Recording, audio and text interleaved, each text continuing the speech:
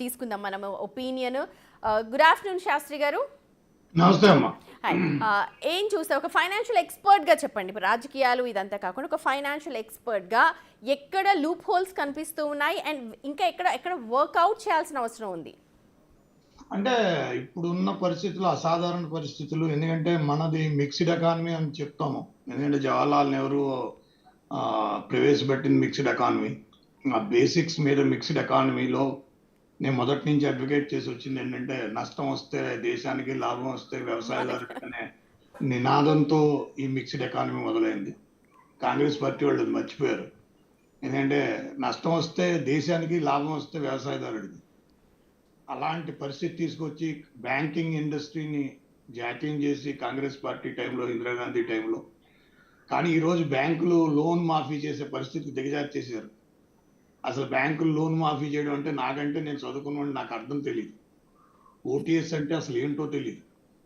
పెన్షనర్ల దగ్గర నుంచి కూడా ఇది ఇట్స్ ఎ క్రైమ్. పెన్షనర్లు ఇన్కమ్ ట్యాక్స్ కట్టడం అనేది ఇట్స్ ఎ క్రైమ్. భారతదేశం ఉన్న మిక్స్డ్ ఎకానమీ ప్రిన్సిపల్ ఇతర దేశాలతో ఎక్కడ పోల్చుకోవడానికి లేదు. ఎందుకంటే ఇతర దేశాలు ఏది మిక్స్డ్ ఎకానమీని వాళ్ళు ఫాలో అవరు. ఒక పెన్షనర్లు అదొకటి. ఇంకోటి ఏంటంటే, నేను అసలు ఆ ఇన్కమ్ ట్యాక్స్ ఎందుకు కట్టాలో నాకు తెలియదు. పర్సనల్ ఇన్కమ్ ట్యాక్స్ అనేది రాంగ్. అది ఇట్స్ ఎ క్రైమ్. గవర్నమెంట్కి అసలు ఇన్కమ్ మీద అవకాశం ఉంటుంది కానీ ఎక్స్పెండిచర్ మీద ఉంటుంది. Income reforms and expenditure reforms. నేను యాజ్ ఎ సీనియర్ ఎకనమిస్ట్ నేను అడ్వైజ్ చేసేది ఏంటంటే ఎక్స్పెండిచర్ రిఫార్మ్స్, రెవెన్యూ రిఫార్మ్స్. అయినా ఇన్కమ్ ట్యాక్స్ యాక్ట్ లో ఇన్కమ్ ఎక్కడ ఉంది? ఇన్కమే లేదు, ఎక్కడ ట్యాక్స్ అంటారా? ఎలాగదమ్మా, మీకు వచ్చే జీతాలన్నీ ఇన్కమ్, అవన్నీ revenue. It's not income. Income అనే పదం అట్రాక్ట్ అవ్వదు. అది ఇన్కమ్ ట్యాక్స్ ఎక్కడ ఇడిచింది? ఆ సి సుబ్రహ్మణ్యం గారు, జవహర్లాల్ నెహ్రూ చెప్పినప్పుడు మాట ఇన్ని ఉంటే అసలు ఇన్కమ్ ట్యాక్స్ వచ్చేది కాదు. మీరు గట్టిగా చెందిన అయిపోయింది. ఇప్పుడు చెప్పండి, ఇప్పుడు ఏంటి financial expert, what do you want? ఎక్కడ రిఫార్మేషన్ ఎక్కడ రావాలనుకుంటూ ఉన్నారు? అంటే చేయవలసింది ఏంటంటే, మేజర్ గా చేయవలసింది ఏంటంటే, మనకి ఐటీ ఇండస్ట్రీలో ఉన్న 75 నుంచి 1.5 లక్షల మంది ప్రజలు, 10 ఏళ్ళ ఎక్స్పీరియన్స్ పైన ఉన్న వాళ్ళు. వాళ్ళకు ఉన్నది ఆర్టిఫిషియల్ ఇంటెలిజెన్స్. అది 500 కోట్లు వేసారు, 500 కోట్లు ఇచ్చారు. అది కరెక్ట్ కాదు.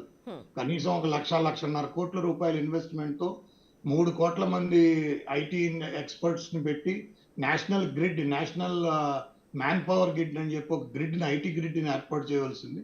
తద్వారా 180 కంట్రీలకి మనం ఆర్టిఫిషియల్ ఇంటెలిజెన్సీ సర్వీసెస్ ఇవ్వచ్చు. దాని పేరేంటి, research centre, artificial research centre ని మ్యాసివ్ మెమూత్గా ఏర్పాటు చేయాలి. ఇది బిగ్ బాయ్స్ గేమ్ లో అయిపోయింది. చైనా వర్సెస్ యుఎస్ అయిపోయింది. అది మనకి అట్రాక్ట్ చేసుకుని మనకి మంచి అవకాశం. దాని మీద పెద్దగా దృష్టి పెట్టారని నేను అనుకోలేదు. ఎందుకంటే అది పెట్టలేదు కూడా. అది పెట్టాల్సిన ఆవశ్యకత ఉంది. Technology ruthless. ఈ ఏడాది తర్వాత మనం ఎలా ఉంటాం, ఈ ఛానల్స్ ఉంటాయా, ఈ మొబైల్ ఉంటుందా, ఇవేముంటుందని కాదు. సో దేని మీద ఫోకస్ పెట్టాలో దాని మీద ఫోకస్ పెట్టలేదు. నెంబర్ 1. నెంబర్ 2 ఏంటంటే, అగ్రికల్చరల్ రిఫార్మ్స్ లో మీకు సెంట్రల్ అగ్రికల్చరల్ రిఫార్మ్స్ మీరు తీసుకొచ్చినప్పుడు అగ్రికల్చరల్ సెక్టర్ లో ఫార్మర్కి ఇస్తానన్నప్పుడు ఆ మిక్స్డ్ ఎకానమీ ప్రిన్సిపల్, నష్టం వస్తే లాభం, దేశానికి లాభం వస్తే దాన్ని మనం మీరు లాగేవలసింది. అది కరెక్ట్ గా చేసేవలసింది. అది చేయలేదు.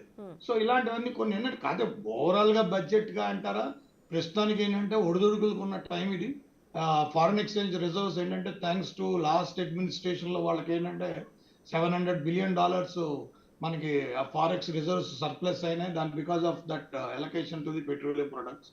దానివల్ల ప్లస్ ఏంటంటే, ఇప్పుడున్న నేను అనుకున్నది ఏంటంటే, నెక్స్ట్ 2-3 months చాలా ఒడిదొడుకులకి అయిపోతాం. దాన్ని దృష్టిలో పెట్టుకుంటే ఈ బడ్జెట్ పర్వాలేదు. దాన్ని దృష్టిలో పెట్టి, ఎందుకంటే అమెరికన్ గవర్నమెంట్ ఎందుకంటే క్యాపిటలిస్టిక్ అప్రోచ్ లో ఉంటారు వాళ్ళు. మన భారతదేశం చెప్పేది మిక్స్డ్ ఎకానమీ అని మనం ఏడుస్తున్నా, మనం ఎక్కువ ఫాలో అయ్యేది క్యాపిటలిస్టిక్ ఎకానమీ. సో అది అమెరికన్ గవర్నమెంట్, అమెరికన్ అడ్మినిస్ట్రేషన్ తోనే మనం మొత్తం వ్యవహారం. శాస్త్రి గారు, నేను ఒక్క విషయం అడుగుతా, ఒక సామాన్యులకి అర్థమయ్యే విధంగా ఇప్పుడు ఉన్న బడ్జెట్ ఎంతవరకు? ఇప్పుడు ఒక ఉద్యోగి అంటున్నాడు బ్రహ్మాండంగా ఉంది, ఎస్ నాకు మిగిలిపోతుంది నేను అని అంటున్నాడు. కానీ ఒక నార్మల్ పర్సన్, ఒక ఫైనాన్షియల్ ఎక్స్పర్ట్ చెప్పండి, ఒక నార్మల్ మనం తరివేస్తే కాదు. ఇది ఆర్థిక వ్యవస్థ, నేను రాజకీయ వ్యవస్థ కాదు. అర్థశాస్త్రానికి రాజనీతి శాస్త్రానికి సంబంధం లేదు. ఈ రాజకీయ పార్టీలు అర్థశాస్త్రం మీద మాట్లాడతారంటే వాళ్ళు శుద్ధ వేస్ట్ వాళ్ళ ఆ, నేను అందుకే మిమ్మల్ని అడుగుతున్నాను. నువ్వు వెనకాల తరివేదమ్మా అలా మీరు అందరూ మొత్తం ఎంప్లాయీస్ గా కట్టేది ఇన్కమ్ ట్యాక్స్ 1%. 130 కోట్ల మందిలో 1,30,00,000 2 MSME కోట్ల మంది కావచ్చు. Yeah. ఉండమ్మా 2 కోట్ల మంది కడతారు. Huh. మొత్తం 46 లక్షల కోట్లు 3.5 లక్షల కోట్లే ఆదాయ పన్ను ద్వారా వస్తుంది. ఆదాయ పన్ను శాఖ నిలబడేది 3.5 లక్షల కోట్లతో వచ్చేది. ఓకే. అంచేత దాన్ని తరివేకు.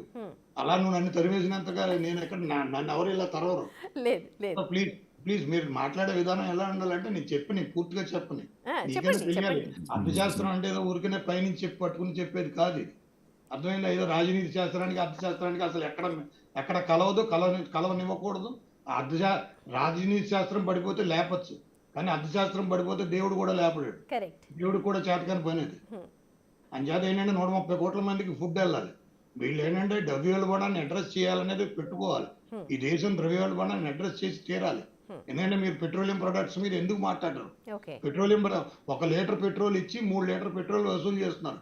దిక్కుమాల కాంగ్రెస్ గవర్నమెంట్ అయినంతే, బీజేపీ వాళ్ళు అయినంతే. మీరు 1 లీటర్ పెట్రోల్ ఇచ్చి 3 లీటర్ పెట్రోల్ వసూలు చేస్తున్నారు. దాని మీద ఎందుకు మాట్లాడలేదు? ఆ ద్రవ్యోల్బణానికి మెయిన్ కారణం అదే. ఓకే. అది కాదని మీరు ఎవరైనా గుండె మీద చేసి చెప్పమనండి. ఏ అర్థశాస్త్రవేత్తనండి ఇండియాలో ఉన్నాను చెప్పమనండి. కాదు కదా. మీరు ఎందుకు అడ్రస్ చేయలేకపోతున్నారు? దేని మీద గవర్నమెంట్స్? రెవెన్యూ మీద గవర్నమెంట్ నడపడం ఏంటి? న్యాచురల్ రిసోర్సెస్ లేని దేశం ఇది ఏమైనా దౌర్భాగ్య దేశమా? సహజవనం లేని దౌర్భాగ్య దేశం ఏంటి ఇది?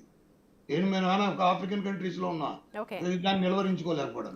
న్యాచురల్ రిసోర్సెస్ ఉండి కూడా ఆదాయ వనరులు, రాబడి వనరులు, వ్యయ అంశం 3 అంశాలు. వీళ్ళకి ఆదాయానికి రాబడికి కూడా తేడా తెలియదు. అక్కడ కూర్చున్న వాళ్ళని అడుగు, ఆదాయానికి రాబడికి తేడా ఏంటని. శాస్త్రి గారు నేను ఆదాయానికి రాబడికి తేడా ఏంటని అడుగమ్మా ఒకసారి మొత్తం అందరినీ. చీఫ్